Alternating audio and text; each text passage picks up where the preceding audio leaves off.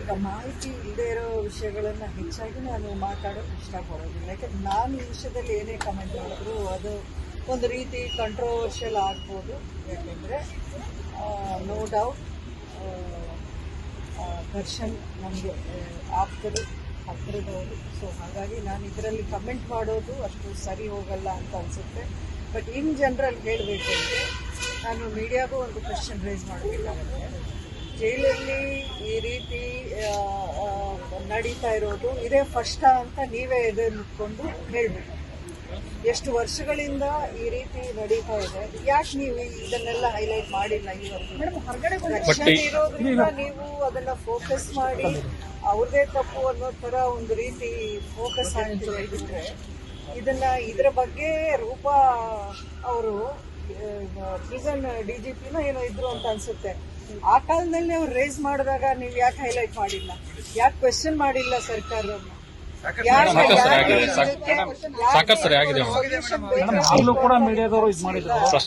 ಇಲ್ಲ ಯಾರು ಇದ್ರ ಬಗ್ಗೆ ಆಮೇಲೂ ತಲೆ ಕೆಡಿಸ್ಕೊಂಡಿಲ್ಲ. ಇನ್ಫ್ಯಾಕ್ಟ್ ಅವ್ರಿಗೇನು ಟ್ರಾನ್ಸ್ಫರ್ ಏನೋ ಮಾಡಿದ್ದು ಆ ಕಾಲದಲ್ಲಿ.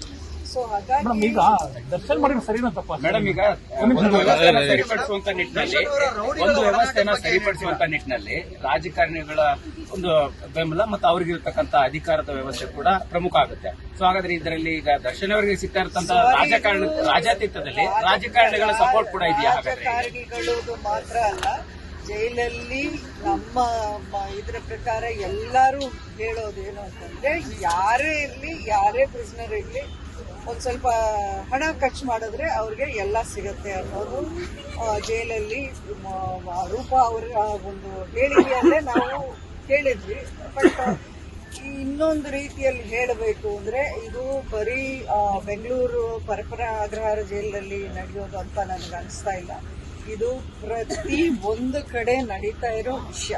ನೀವು ಪ್ರತಿ ಒಂದು ಜೈಲಿಗೆ ಹೋಗಿ ನೀವು ಈ ತರ ಹೈಲೈಟ್ ಮಾಡಿ ಅವಾಗ ನಾನು ಒಪ್ಕೊಂತೀನಿ. ಬರೀ ಕರ್ನಾಟಕದಲ್ಲೆಲ್ಲ, ಇಂಡಿಯಾದಲ್ಲಿ ಅಥವಾ ಪ್ರಪಂಚದಲ್ಲಿ ನೀವು ಅಮೆರಿಕಾಗೆ ಹೋಗಿ ಅಲ್ಲೂ ನಿಮಗೆ ಫೋನ್ಗಳು, ಡ್ರಗ್ಸು, ಸಿಗರೇಟ್ಸು ಎಲ್ಲಾನು ಸಿಗುವಂತ ವ್ಯವಸ್ಥೆ ಒಂದು ಸಿಸ್ಟಮ್ಯಾಟಿಕ್ ಆಗಿ ಪ್ರತಿಯೊಂದು ಜೈಲಲ್ಲಿ ನಡೀತಾ ಇದೆ. ಇದು ಕರಪ್ಷನ್ ಅಫ್ಕೋರ್ಸ್, ಇದು ಸರಿ ಅಂತ ಹೇಳಕ್ ಚಾನ್ಸೇ ಇಲ್ಲ. ಇದು ಕಾನೂನಿಗೆ ಇದು ವಿರುದ್ಧವಾಗುತ್ತೆ.